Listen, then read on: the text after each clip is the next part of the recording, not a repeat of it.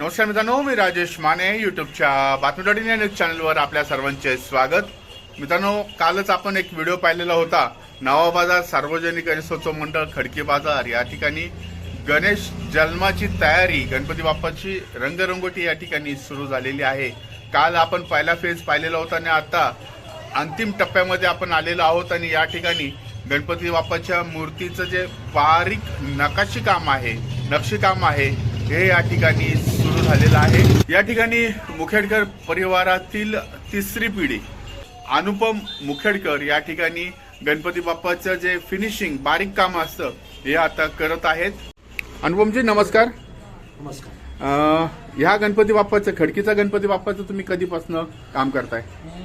गेले आता म्हणजे माझे आजोबा तर खूप आधीपासून काम करतायत. म्हणजे ज्यावेळेस म्हणजे माझा जन्म पण नव्हता झाला तेव्हापासून हा गणपती माझे आजोबा पेंट करत होते. त्याच्यानंतर साधारण एक 15 वर्ष झालं मी या गणपतीला पेंटिंग करण्यासाठी येत आहे आजोबांसोबत. आणि या दुसरा अजून कोणते कोणते प्रमुख गणपती आपण करता?